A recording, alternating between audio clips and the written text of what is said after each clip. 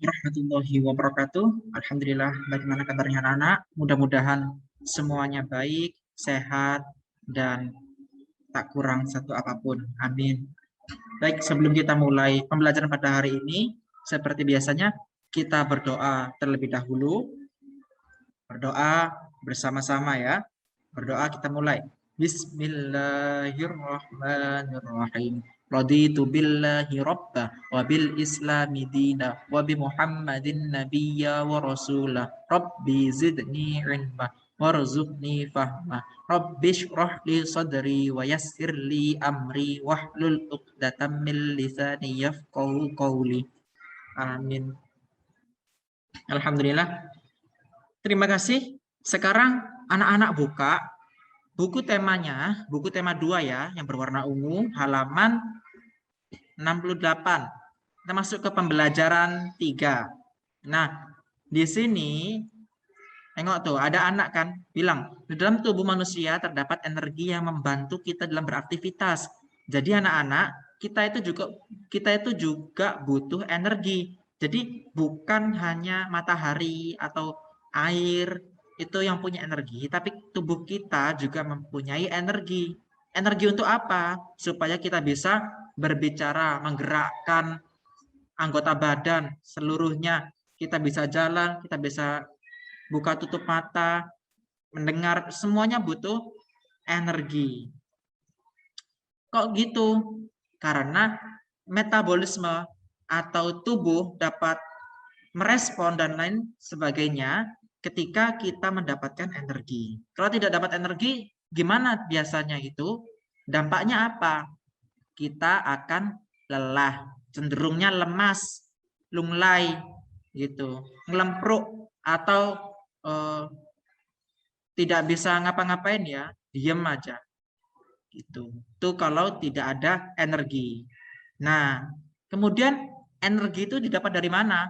Energi didapat dari makan. Kalau untuk manusia dari energi itu dari makan. Makan apa ya? Makan makanan manusia ya.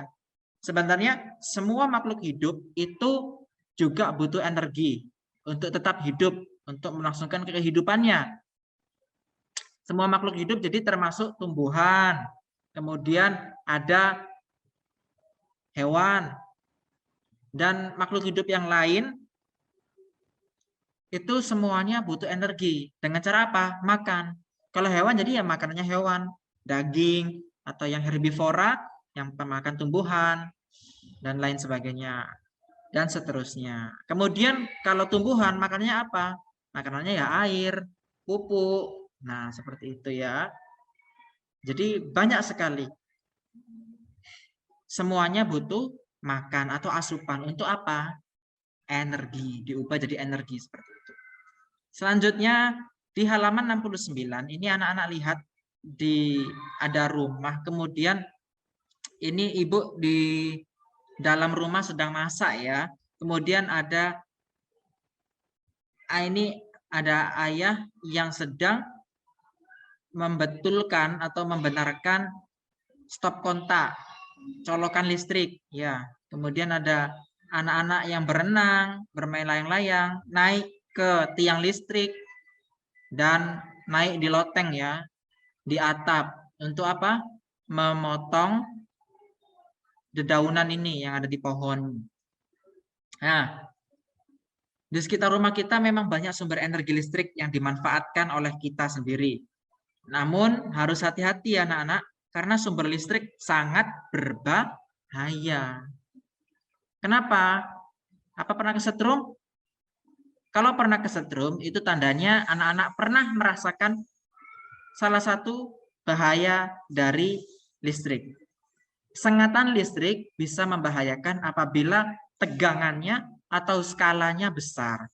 Kalau yang anak-anak rasakan, itu tegangan listriknya masih bisa tertolerir walaupun kadang kita terkejut, shock gitu ya, atau gemetaran. Itu sebenarnya sudah bahaya ya. Tidak boleh, hati-hati ya. Seperti itu. Kemudian dibuka halaman selanjutnya, halaman 70. Ini ada peringatan ya, ditulis dengan huruf berwarna merah. Ingat, listrik plus air, listrik ditambah air adalah bahaya. Bahasanya seperti itu. Listrik dan air adalah bahaya. Jadi seperti ini, hujan-hujan ini tidak boleh memegang listrik atau membenarkan listrik, harus dalam keadaan atau kondisi yang kering terlebih dahulu. Jadi hati-hati kalau misalnya tangannya basah, habis cuci tangan, atau habis dari luar ketika hujan, keringkan semua, baru boleh menyentuh perangkat listrik ya, supaya tidak tersengat. Kemudian barang-barang apa saja yang menggunakan listrik? Nah, di sini kita bisa lihat ya. Kalau di kamar mandi kita biasanya menggunakan listrik untuk apa? Lampu, ya kan?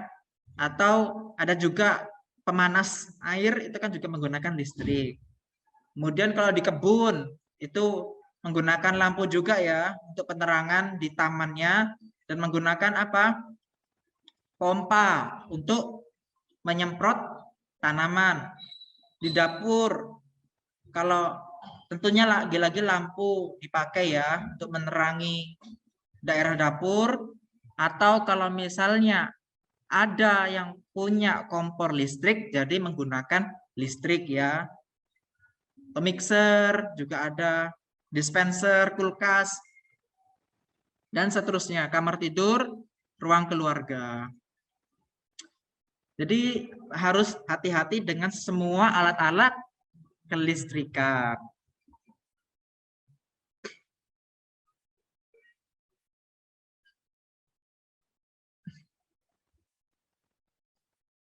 Nah,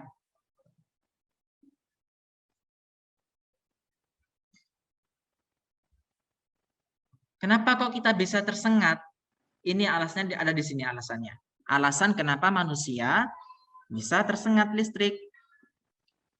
Masih ingat ya tadi, listrik plus air sama dengan bahaya, atau listrik dan air adalah bahaya. Nah, dari sinilah penjelasannya. Kenapa kok kita bisa tersengat dan bahaya bagi kita listrik itu? Anak-anak silakan dibaca ini halaman 71. Setelah dibaca ya, kemudian silakan tuliskan di kotak ini ya. Apa pertanyaannya nih? Buatlah petunjuk cara menghindari bahaya listrik. Ini pertanyaannya ya. Jadi kita diminta untuk membuat petunjuk cara menghindari bahaya listrik. Setelah membaca ini semua. Ya, silakan ditulis di sebelah sini. Nah, oke.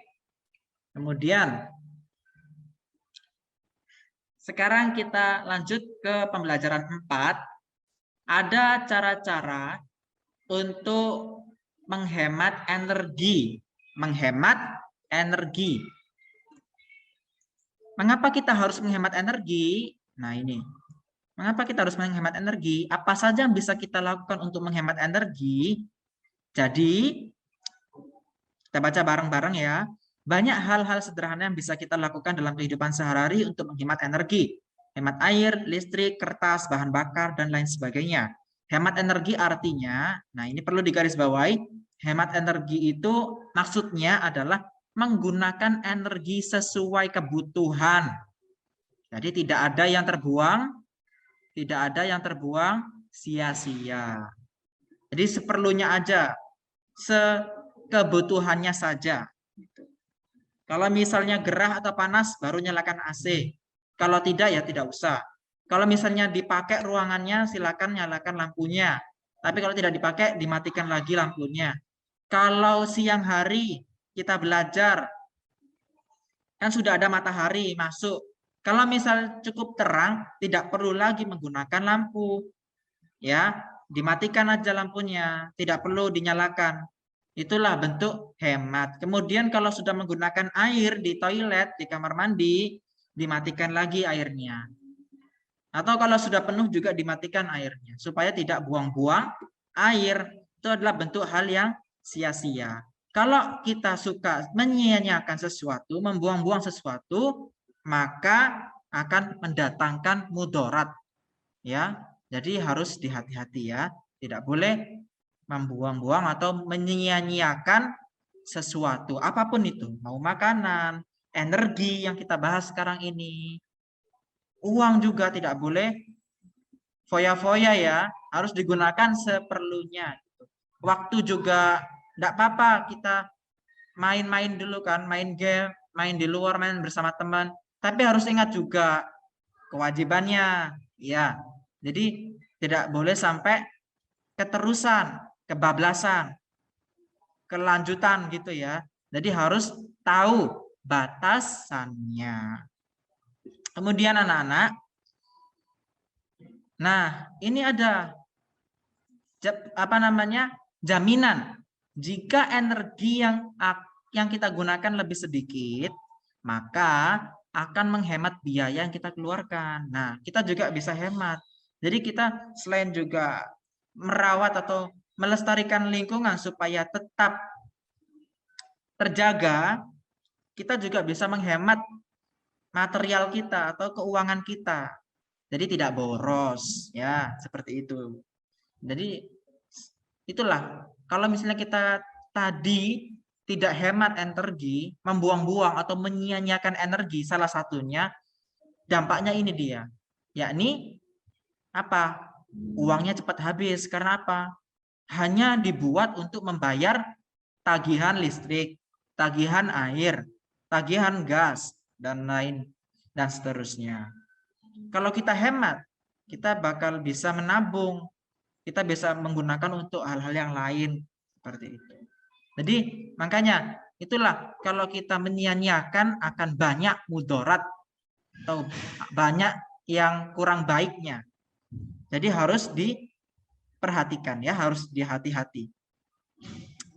Kemudian selain menghemat biaya, juga menjadikan bumi kita ramah lingkungan yang seperti saya katakan tadi. Jadi hemat energi apa? Merupakan suatu kewajiban. Bagi siapa? Kita semua. Yang ada di atas bumi ini wajib menjaga keutuhan atau keseimbangan alam.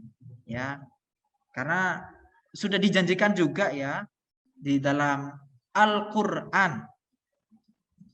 Kalau kita harus menjaga kelestarian lingkungan, bukan malah merusaknya. Bahkan kita sudah dipercaya jadi khalifah atau pemimpin. Maka dari itulah Allah saja sudah percaya kita bisa mengatur, bisa membuatnya, menjaganya jadi baik. Jadi kita harus bisa amanah, bisa menjaga kepercayaan tadi. Dengan apa? Cara seperti ini ya. Hal-hal yang kecil seperti ini kita lakukan dulu aja di lingkungan kita.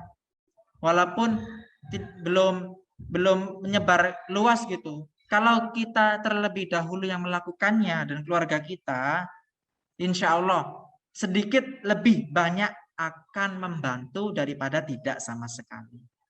Ya, oke. Alhamdulillah, anak-anak kami yang soleh dan solehah. Selanjutnya, ini adalah bentuk poster atau gambar tentang bagaimana cara menghemat air. Pertama, manfaatkan air secara optimal. Matikan keran, gunakan hemat air, gunakan mesin cuci saat pakaian kotor telah cukup banyak, dan seterusnya. Ini bisa dibaca ya. Baik, nanti ya ada nanti, persiapkan nanti. Insya Allah ada saya minta untuk membuat poster. Nanti ya, tapi belum saat ini. Sekarang anak-anak ketahui dulu poster itu seperti apa, bagaimana caranya, apa saja yang ada di poster. Anak-anak perhatikan dahulu ya.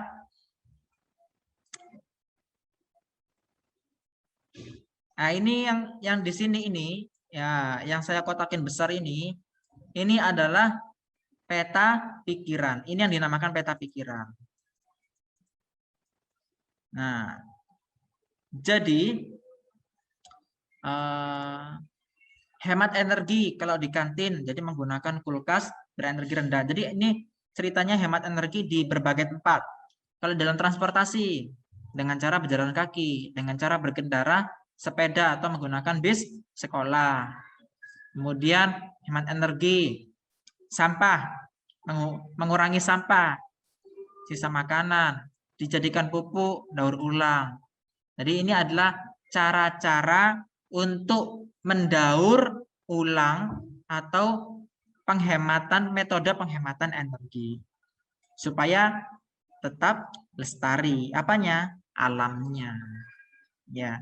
Jadi ini semua adalah bentuk-bentuk yang bisa kita lakukan mungkin di rumah atau di sekolah atau dimanapun untuk menghemat energi. Baik, selanjutnya kita lewati terlebih dahulu yang pecahan ini. Insya Allah pada pertemuan yang sinkronus aja atau tatap muka kita akan melangsungkan pelajaran matematiknya ya. Nah, ini lagu ini bisa dijadikan itu loh ya. Bisa dijadikan referensi untuk dinyanyikan pada perlombaan yang sudah Bapak kirim. Jangan lupa ya ada lomba hari Sabtu terakhir dikumpulkan ya, pukul 5 sore. Nah, masih bisa mengumpulkan ya. Nanti akan ada hadiahnya loh. Jadi disayangkan kalau tidak ikut ya. Silakan bisa ikut, bisa menampilkan sebaik-baik penampilan anak-anak ya. Kemudian silakan buka pembelajaran 5. Kita lewati dulu ya tadi. Yang matematiknya kita bahas insya Allah hari Sabtu atau ketika tatap muka. Insya Allah mudah-mudahan. Kemudian 83 ini ada gambar ibu sedang memasak ya. Memasak menggunakan tungku pembakaran batu bara.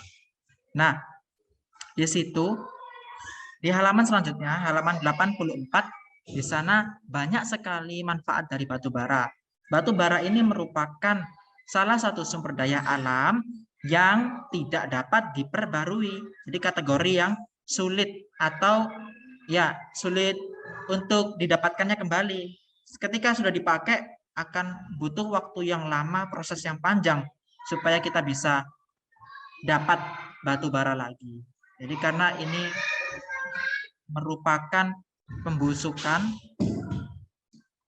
atau pembentukannya dengan melalui tekanan yang tinggi, kemudian panas ya cukup, dan itu membutuhkan waktu yang lama karena terjadi secara alami.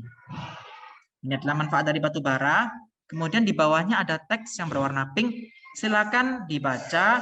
Jangan lupa kemudian diisi halaman 85.